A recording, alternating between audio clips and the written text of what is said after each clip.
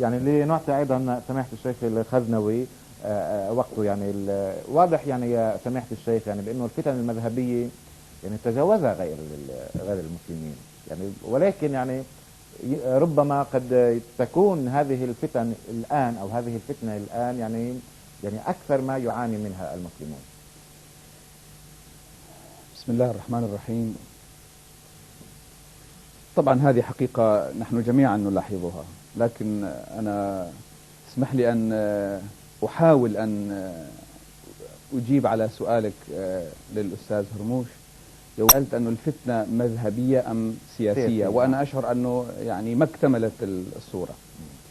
نحن عندنا الخلاف المذهبي يوما ما كان فتنة، بالعكس هو عامل إغناء للفقه الإسلامي وتوسيع لبوابات منجمه، كل واحد منا يأخذ من هذا المنجم ما يناسب وضعه الاجتماعي والدنيوي والسياسي وما يتناسب مع اختياراته الأساسية في العقيدة. يعني على قاعدة الحديث الشريف اختلاف أمتي رحمة. طبعا هذه في خلاف في سند هذا الحديث، لكن هو الاختلاف في الرأي حقيقة نحن جميعا نستفيد منها ونصل من خلالها إلى الخيار الأفضل للأمة في الزمن المحدد. وربما رأي من الآراء كان يوما ما مرجوحا نستفيد منه اليوم فنراه راجحا، لكن الفتنة دائما تكون سياسية، والسياسيون هم الذين يستغلون الخلافات المذهبية. علما أحيانا كانت الخلافات المذهبية في الصميم، وأذكر لك مثالا. الإمام الشافعي يرى أنه لا نكاح إلا بولي، المرأة لا تلي نفسها، بينما الإمام أبو حنيفة يرى أن المرأة تلي نفسها، ولكل منهما أدلته. نحن لسنا في معرض النقاش، لكن الموضوع أن هذا يراه نكاحا وهذا يراه سفاحا، أو على الأقل نكاحا مشبوها باطلا له أحكام خاصة يعني. مع ذلك ما سمعنا أي سجال بين المدرستين، لأن الفرقة السياسية التي كانت تقود المذهبين ليست لها مصلحة في تأجيج مثل هذا الخلاف. بس انه يعني حديث الفرقة الناجية ما له اي دور بتأجيج الفتن مثلا، يعني عندما تحتكر الحقيقة الالهية مثلا. المسلمون يجمعهم القرآن الكريم، وما اتفقت الأمة على صحته من الأحاديث النبوية، وهناك أحاديث تتناقض في مفاهيمها.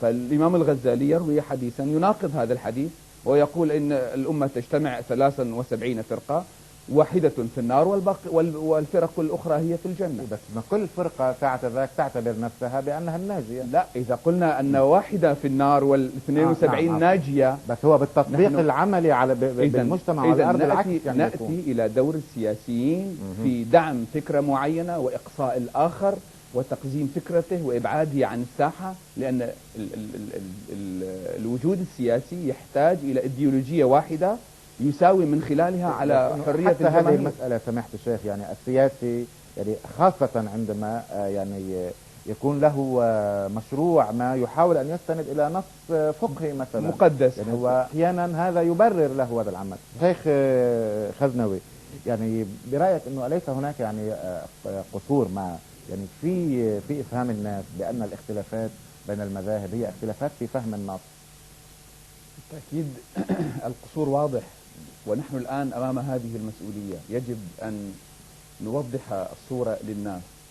نحن سابقا كانت تسود مدارسنا فكر أن الناس عوام، وأنا لا أريد أن أستعمل هذه الكلمة، قاصرين عن الفهم والاستيعاب، هذا واضح. نعم. ودائما نحن نسوقهم كمقلدين أمامنا دون أن نبالي بفهم هؤلاء الناس. ونحن نعلم أنه في الإسلام لا يوجد مفهوم رجال دين. أي مسلم مهما كان موقعه هو يتحمل مسؤولية تجاه هذا الدين. علينا أن نبصره ونحمله المسؤولية أنك مثلي. ربما أنا أكون اطلعت على جوانب اطلع عليها، لكن يجب علي أن يتحمل مسؤوليته.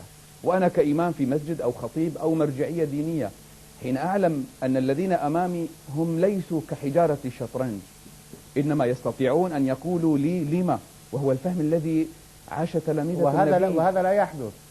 تلاميذ يعني النبي عليه الصلاة والسلام ما عاشوا اصطلح على تسميته بالعوام، يعني اسمح هم لي سيدي يتلقون الكريم، فقط. أنا أريد أن أنبه إلى هذه النقطة. تلاميذة النبي عليه الصلاة والسلام عاشوا معه على هذا المبدأ، وهم يعلمون أنه معصوم. لما كان يتصرف أي تصرف كانوا يحاولون أن يأخذوا جوانب الرأي منه. يوم أنزل الجيش في مكان قالوا هذا منزل أنزلكه الله، واضح، أم هو الرأي واضح والحرب الفكرة، والمكيدة. لكن يعني مضطر أن أتوقف مع فاصل وأعود نعم. إليك سماحة الشيخ. ولكن في 3 نقاط أساسية من خلال القسم الأول. المسلمون بحاجة إلى يعني الاعتراف بثقافة الاختلاف والإيمان بها، أيضا نبذ يعني كل ما يقال عن فكرة المؤامرة، وأيضا يعني النظر إلى الأسباب الداخلية والتخلي عن الازدواجية في الخطاب. بعد سماحة الشيخ خليني انتقل إلى سماحة الشيخ خزنوي. يطرح سؤال إنه ماذا تفعل مع فقيه بصرف النظر إلى أي درجة علمية وفقهية وصل يفتي بذلك؟ أيضا أضف ما سأله أحد الحضور. طبعا سماحة الشيخ بين أن القضية قضية أخلاقية، وأضفت أنه فيها بعد ثقافي. اسمح لي أن أذكر بداية موضوع بسيط كان يمر معنا في قضايا الفقه في كتب الأحناف. هل يجوز للحنفي أن يتزوج الشافعية؟ الأكثر أنه لا يجوز، ولكن ذهب البعض بجوازه قياسا على الكتابية. يعني قيسوها مع مثل المسيحية واليهودية. يعني نعم. طبعا أنا كنت أقرأ هذه الفقرة بشيء من الاستهجان، لكنني الآن أنا مقتنع أن أطالب بها. أطالب المسلمين أن يقيسوا مذاهبهم وطوائفهم بأهل الكتاب يا أخي. اسمح بالخلاف معك. كان النبي عليه الصلاة والسلام يأتيه نصارى نجران ويصلون في مسجده إلى الشرق، وبالتأكيد كانوا لا يقولون بسم الله الرحمن الرحيم ويقرؤون الفاتحة، بالتأكيد كانوا يصلون على طريقتهم ولا يجد في ذلك أي غضاضة. سمح لهم أن يعلقوا صلبانهم، يعني هذا أضعف الإيمان. سمح لهم أن يعلقوا صلبانهم. وتعرف ما معنى تعليق الصليب؟ الصليب معناه أنني كاذب. أنا في عقيدتي أنا كمسلم لا أعتقد أن المسيح صلب، ومع ذلك أسمح للمسيحي أن يعلق الصليب ما دام هو مقتنع بها. خليفة المسلمين يوم فتح القدس أزالت الأقدار عن الصخرة التي يعتقد المسيحيون أن المسيح صلب عليها، علما أنه يناقض عقيدته. نعم طبعا. أنا أدعو المسلمين إلى أن يعاملوا الطوائف الأخرى، المذاهب الأخرى، وطبعا أنا أقولها بكل مرارة، نعم يعاملوهم معاملة أهل الكتاب يا أخي. أضعف الإيمان. أضعف الإيمان. صحيح الشيخ خزنوي، يعني أشار الدكتور سيد هرموش إلى التعبئة الفقهية أحيانا يعني عند كل الأطراف، وهذا عامل يساعد. يعني هنا أيضا يعني تبرز عملية ويبرز دور علماء الدين في ذلك. طبعا الفتنة دائما نبحث مسببها هو من يستفيد منها، لكن دائما أنا أجزم أن الأدوات والآليات منا، لأن الفقه التعبوي هو يدفع إلى هذا المجال، هذا الاحتقان تجاه الآخر، أنه أنا على الحق وغيري على الباطل. بعد نقطة أخرى، لما مذاهب 5 يعني؟ لما نبرمج الناس على أن هناك مذاهب 5 ثم لا رأي آخر؟ ما المجال مفتوح لكل الناس. يعني هو قصد أنه الإطار العام يعني تحديد إطار عام، تحديد إطار عام للحركة الإسلامية هو نوع من الجمود، بمعنى ذلك أن خارج هذه الفرق ال5 على باطل. بيأدينا شيخ حمزة، وصلنا إلى المرحلة. لا يا أخي، افتح المجال للمسلم أن يتحرك، افسح له أن يتحرك. لا خطر من الاختلاف على مئات من الآراء، خلي يختلفوا، وفي النتيجة كل واحد منهم سيدفع ضريبة اختياره أمام الله. ثقافة الاختلاف يعني عندما خلي يختلف يدفع ضريبة اختياري أمام الله. هذا رأيه وصل إليه. نعود إلى الشيخ المهاجر، تفضل. فضيلة الشيخ، إنه ليش إحنا بنحكي إنه فلان سني أو فلان شيعي اللي قتل؟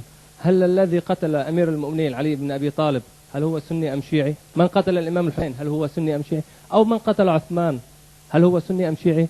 أود أن أقول أن من يقتل المسلمين فهو ليس بمسلم ولا يحمل صفة شيء من الإسلام سوى اسمه أو اسم من أحد آبائه، مثلا عبد الله أو محمد، هو ليس بمسلم لكن أسماؤه تدل على شيء من الإسلام.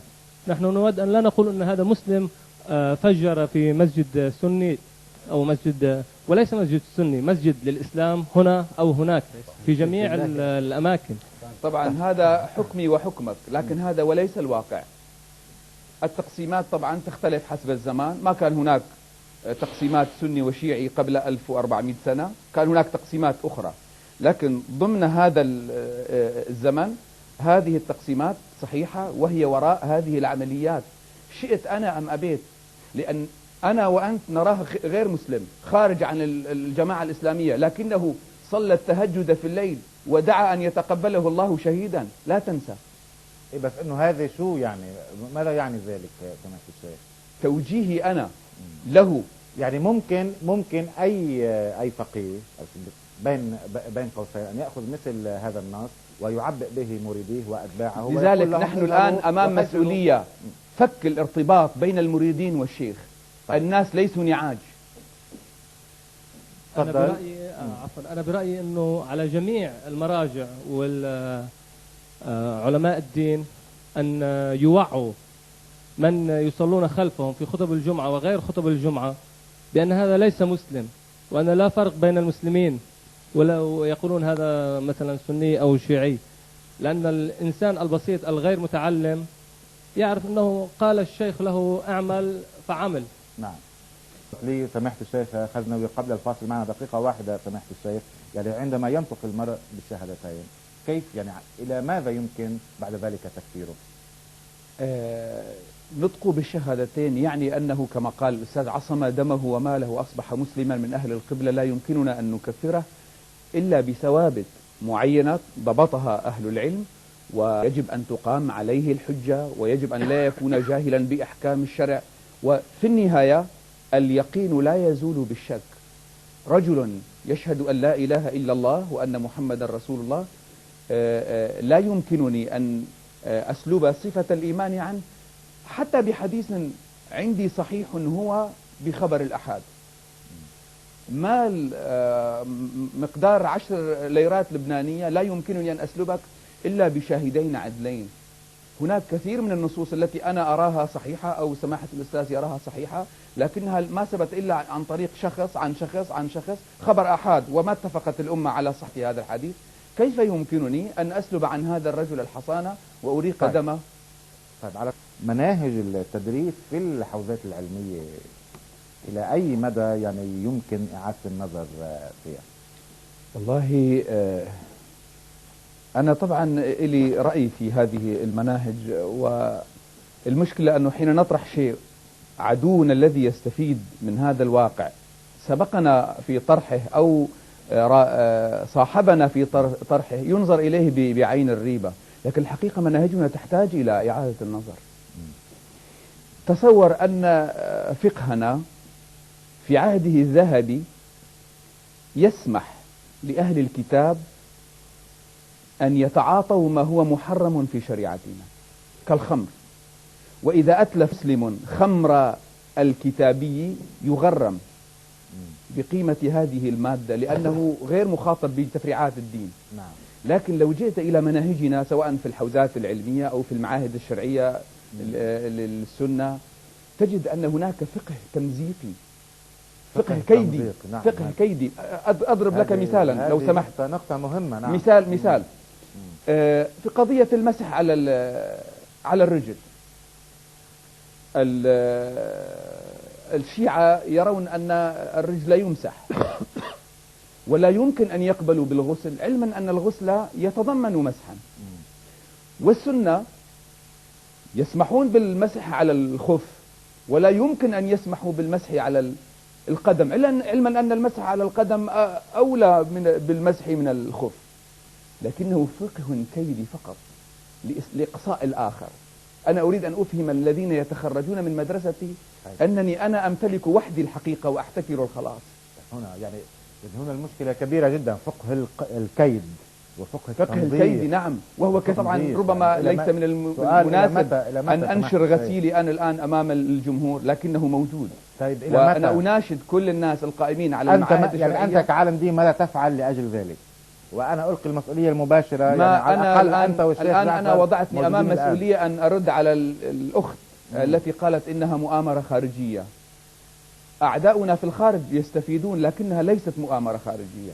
المؤامرة في الداخل.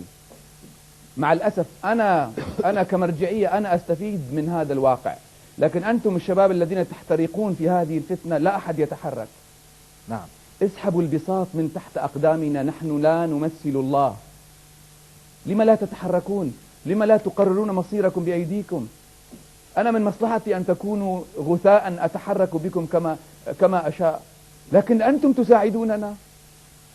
مرة قولوا للمرجعية للشيخ للإمام لا. يعني أنا مستفيد من هذا الواقع. أنتم تحترقون. تقول أنت ضع الحل، أنا لا أضع الحل. ما أنت يعني أحد القضية أخلاقية يا سيدي، القضية أخلاقية. لو صحت علاقتنا نعم. مع الله لقدنا الناس، لو وجهناهم إلى ما فيه مصلحتهم. سادت في مدارسنا ثقافة لا تعترض فتنطرد، كن بين يدي الشيخ كالميت بين يدي الغاسل. هذه قضايا يجب أن يتنبه إليها الجمهور. تحرير الفكر. أنا لا أريد أن أتهم أنني أريد أن أقود ثورة ضد رجال الدين، لأنه أنا واحد منهم. يعني أنا في عندنا قول طبعا هذا فكر، لكن هل هذا هو الذي نعيشه في كنائسنا، في مساجدنا، في حوزاتنا؟ هل هذا الذي نعيشه أم نعيش ثقافة الاستسلام؟ نعود للجمهور مرة أخرى قبل أن أنتقل إلى سماحة الشيخ المهاجر. وجه السؤال لفضيلة الشيخ. حديث شريف كلكم راع وكل راع مسؤول عن رعيته. نحن لا نقدر أن نمشي بدون راعي. الأسرة في البيت دون رب أسرة لا تمشي. المدرسة بدون مدير لا تمشي. لكل راعي ولكل مسؤولية. أنتم الراعين عنا، وأنت تقول اسحبوا البساط من تحت أقدامنا.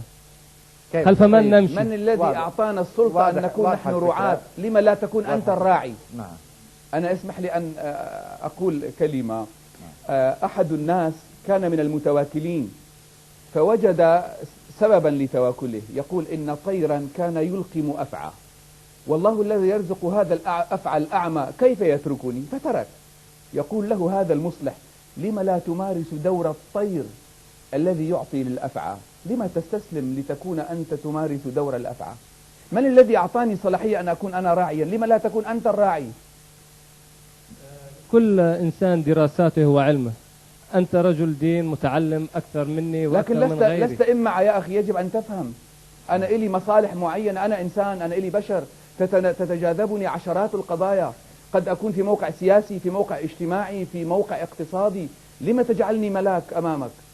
ليس أجعلك ملاكا بصفة أنك فضيلة مثلا عالم دين، لكن لا أرى أحدا أفضل من فضيلتكم. مثلا أبحث عن شيخ آخر أو آخر حتى أجد الذي يراودني إلى الحقيقة. لا ترتبط. خذ من أيهم شئت، لا ترتبط. تفضل. سماحة الشيخ، إذا كان الراعي لا يقدر أن يصل بالسفينة ورعيته إلى بر الأمان، لماذا لا يتنحى هو من نفسه ولا يطلب من أحد أن يسحب الستار من تحت؟ إذا كان هو مطلوب أن لا تصل السفينة إلى الساحل، أحيانا يثقب الإنسان السفينة من أجل أن ينقذها. إذا كانت له مصالح في عدم وصول السفينة إلى البر، لما لا يمارس الركاب دورا معينا؟ سيغرق معها عندها، يعني مش معقول أن الواحد يجي ودور حاله. هلا التكليف القضية والمحاصرة. القضية يعني أعمق من أن نترك الناس هكذا غثاء. أيضا سماحة الشيخ الخزنوي، وأيضا السؤال نفسه أو قبل أن أتوجه ذاك السؤال، هل أنت خائف من الفتنة؟ طبعا أنا خائف من الفتنة، والفتنة كما قلنا تحصدنا الآن جميعا. نحن الآن بدأنا ندفع الثمن. طيب كيف يمكن درء الفتنة؟ درءها ركزت أنا وأظن أن الرسالة وضحت. نحن نريد توعية الشارع الإسلامي، مكافحة الأمية الدينية لديه وتحميله المسؤولية. نحن كمرجعية، طبعا بالمناسبة أنا لست مرجعية، أنا أحد الناس الذي أدفع ضريبة ولائي للمرجعية. لو أنا خرجت على المرجعية سيفصلونني من عملي ويأخذون طيب. المسجد مني ويأخذون كل الامتيازات، ولذلك أنا مضطر أكون مرتبط بالمرجعية. نعم. المطلوب أن يتحرك الشارع دينيا نعم. من أجل أن تحمينا من مدارسنا. سمحت هناك الشيخ بين المسلمين جعفر فكر المهاجر. ومنهج أيضاً جديد، سمحت الشيخ لكن النبوي. يقبر من خلال استنساخنا. يجب أن نكون صورة عن المدرسة القديمة. سمحت الشيخ معشوق الخزنوي، وأخطأنا كثيرا في اسمك بين الفتحة وبين الكسرة. المهم أن تحافظ على الاسم الأول المعشوق. نعم. الخزنوي لو أخطأت فيه لا يهم.